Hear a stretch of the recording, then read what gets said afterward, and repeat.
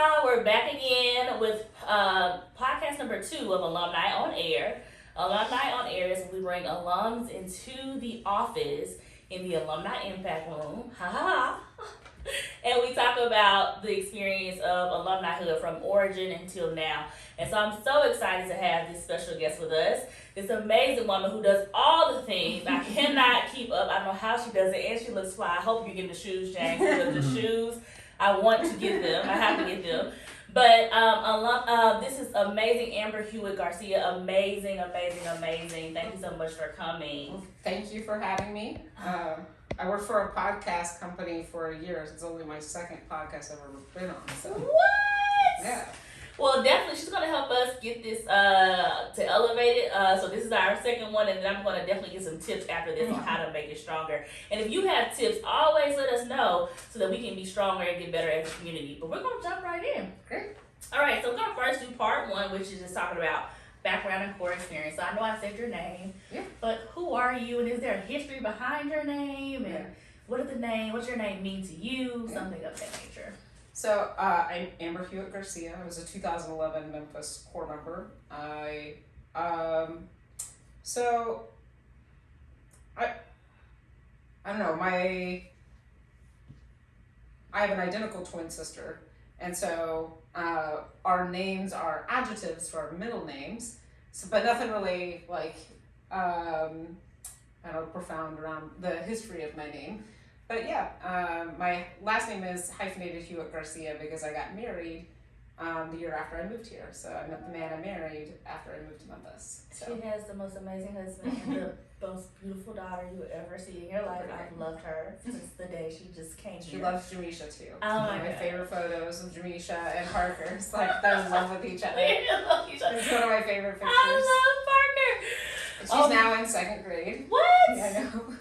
So I gotta give me some time with Parker. I have not spent time, but she almost ended up with me today because it's Thanksgiving week and childcare struggles. Yes. So, we would have Parker up here with us. I know she would have been running around, but no, I've been here since 2011. I taught 3rd grade at Ross Elementary, and what was the final 2 years of Memphis City Schools before the merger, and have stayed ever since. So I met the man who became my husband 3 months after I moved here. He had just moved here from Dallas to work at St. Jude. He was working on a cancer in Dallas, and his boss brought him with him. Yeah.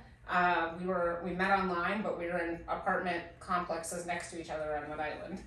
And then 2 years later married, and now I have a 7-year-old, so things have worked out. So. Oh my God, I love their family, and I wanted you to hear 2011, the best core ever. You see, yes, like amazing. And you kind of started a little bit with your core year, but let's go back. So where did you move here from? So I grew up in East Peoria, Illinois, so central Illinois.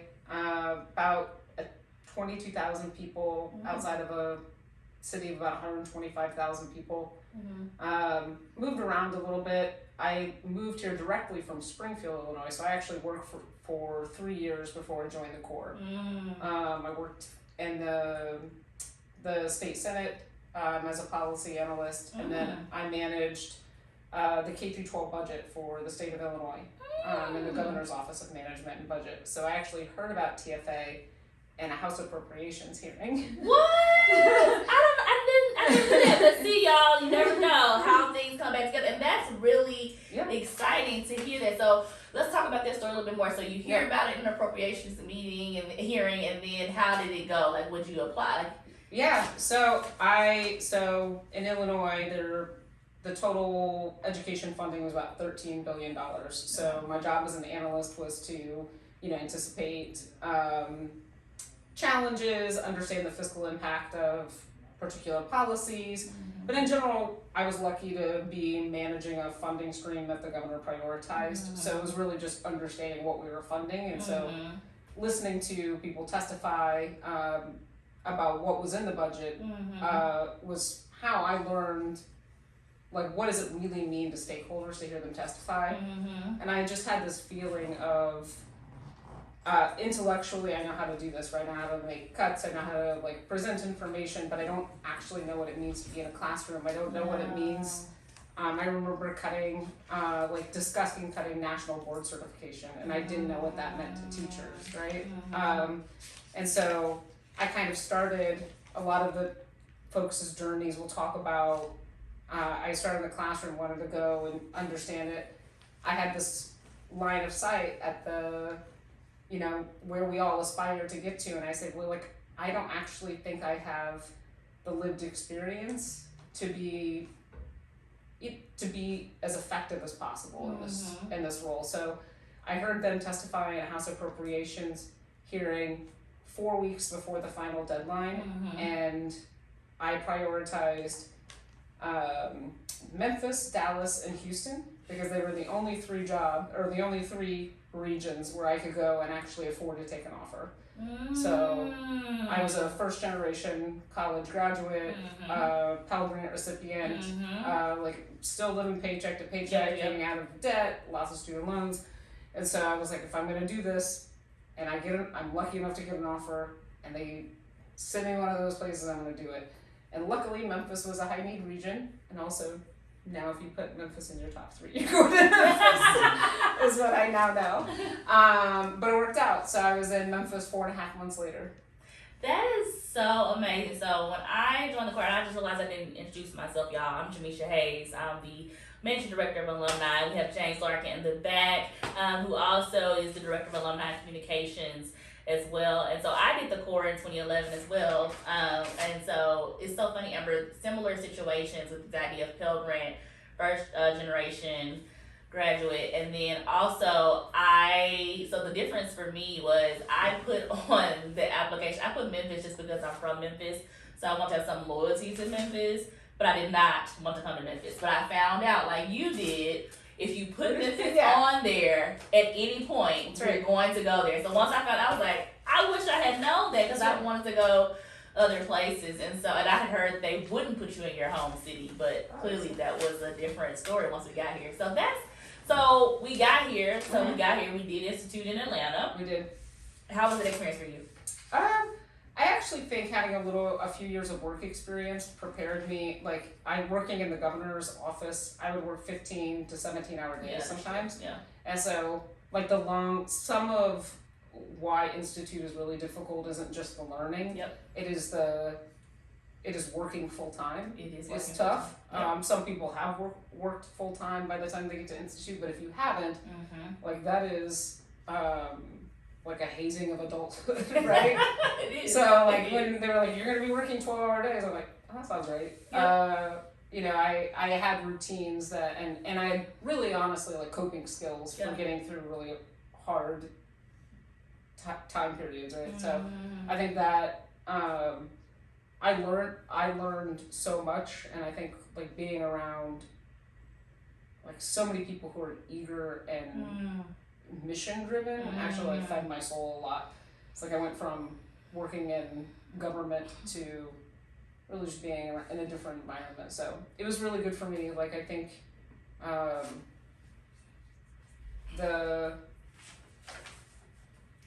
it was like doing something where you had an immediate family.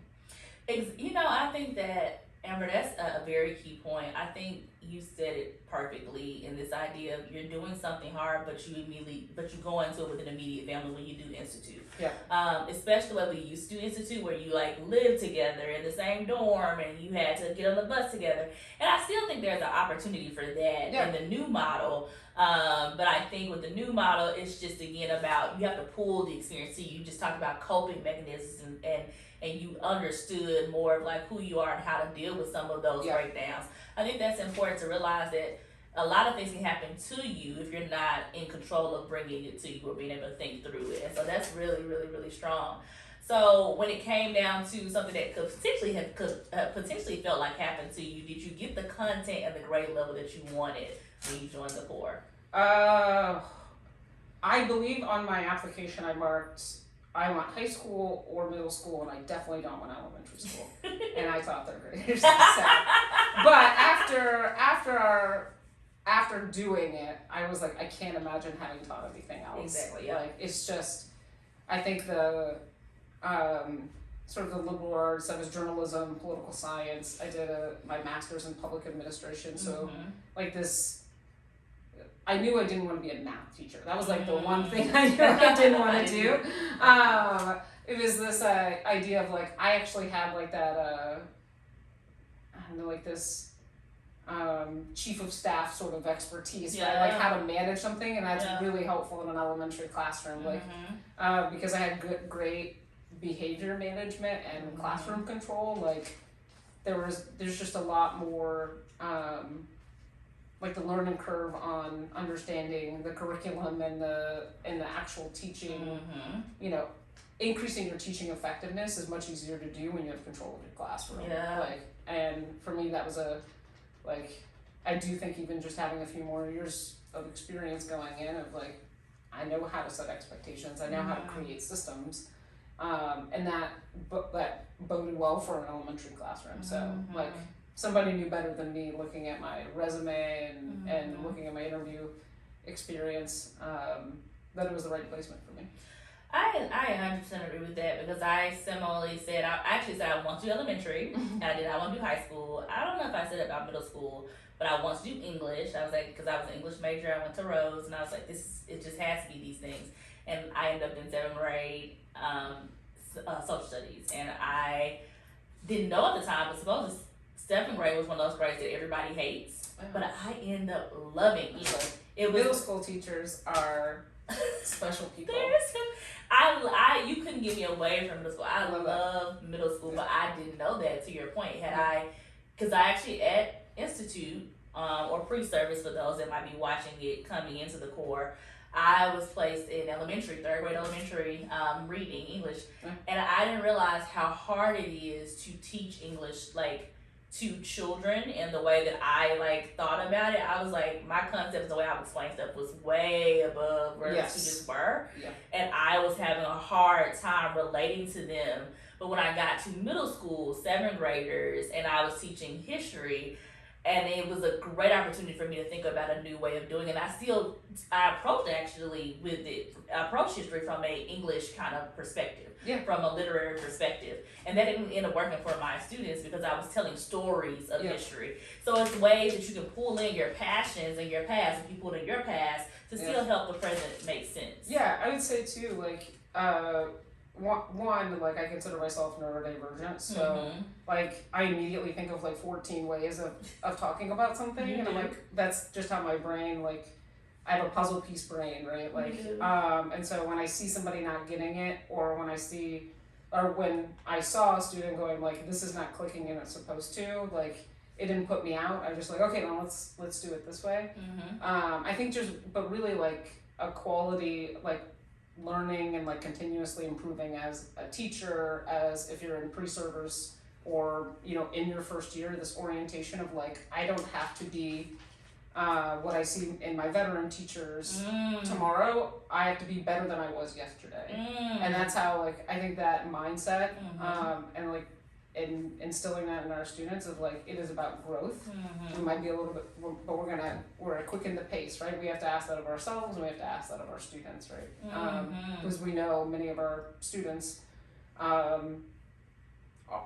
like in 3rd grade that I taught, many of them were behind. I had everywhere from a 1st grade reading level to a 5th grade reading level.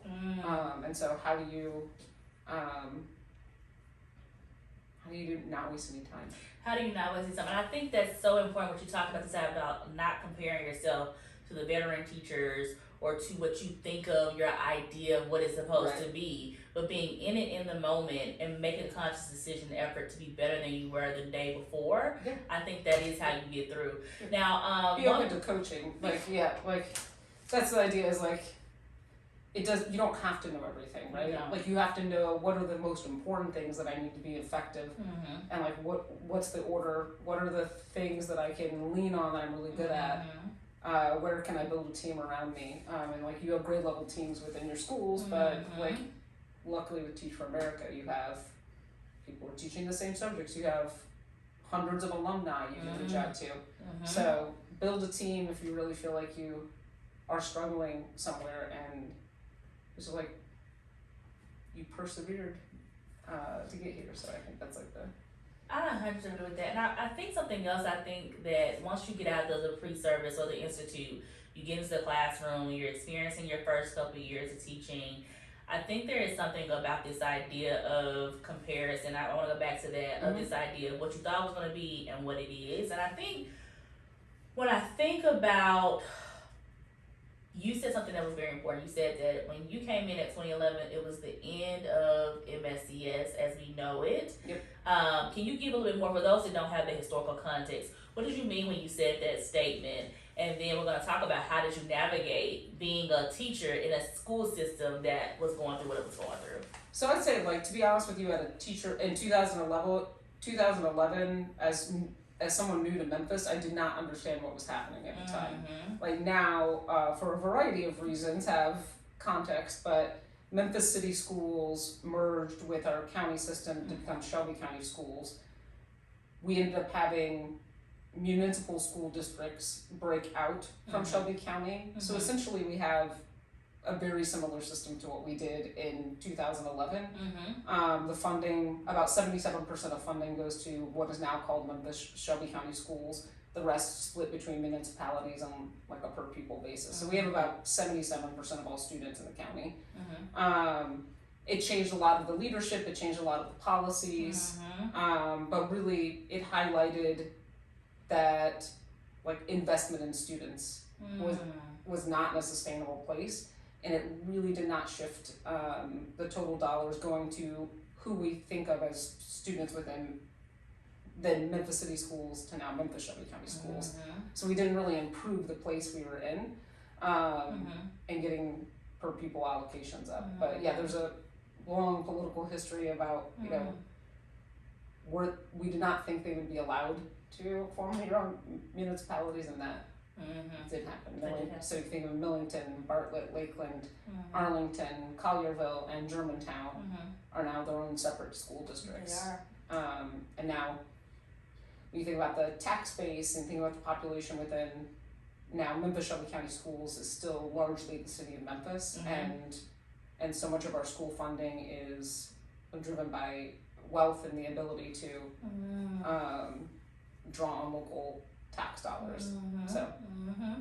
And so I think that thank you for that, because I think some people might not know that, and coming into that now, it's like, well, thinking about you back then, I'm just taking us back in time, in hindsight 2020, but do you recall how it felt to be a part of such a big change happen politically in education? And I think similar today, so many things happen politically in education right now that I think it'd be good for core members or incoming core members to kind of sit back and say, here's some strategies to think about navigating this space while you're trying to teach and be a great teacher, but also being aware of what's happening in your ecosystem. Yeah, so then I don't think I understood the magnitude. I don't know, I don't think I had context for, or I don't think I understood what it looked like to build political power, or what like grassroots organizing, or effectively relaying my concerns look like. If I'm being really honest, I wasn't thinking about writing my school board member, ironically. But now I think there's some like, one, I know I don't think I said this, but I now sit on the Memphis Shelby County School Board. I'm one of 9 commissioners. We serve 110,000 students, and I think we have 2 main jobs as school board members, and that is to pass a budget. This year we had a $2 billion budget. Next year with the ESSER cliff we'll have about $1.6 billion. And then we have 1 employee, and that is a superintendent, who then manages a team to effectively execute the vision, mission, and goals of the district. Every core member, whether they're in a public charter or a traditional Memphis Shelby County school, has a school board representative. So I love hearing from teachers. I will say, like, some of the things I am most proud of have come from people who are working in like occupational therapy roles, who are working in sped classrooms, who are instructional facilitators who say, like, you know, I found out a building didn't have an intercom. I'm like, that's a health and safety issue, right?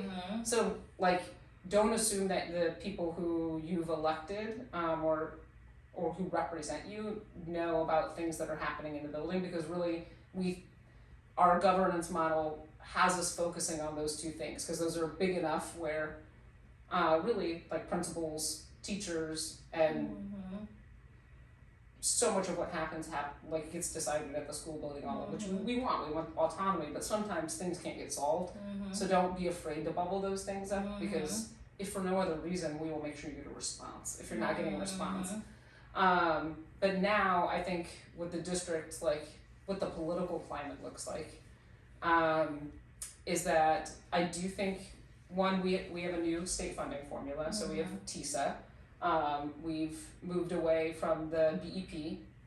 In Tennessee, or in Memphis, Shelby County schools, that's actually meant an infusion of cash, because it's based on a variety of unique learning needs, the number of students who are living in poverty. So think about all these factors. We've actually unlocked about $300 million more than we would get under the other formula, which also did help offset some of the COVID dollars that will wrap by September of 2024. So we are facing an ESSER cliff. In Memphis, Shelby County schools, we've already been creating efficiencies, but we will have about $150 million we will cut from this last budget to the one we're currently working on.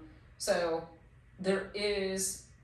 Tennessee is one of the only two states, just went through, I'm going through an edunomics training with Georgetown right now.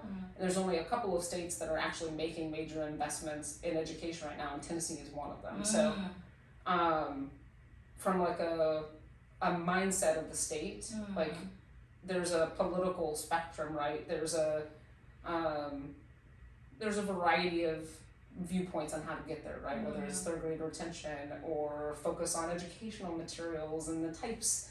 There are issues that we all have varying opinions on, but what we all do agree on is that we need to invest more in students. We do.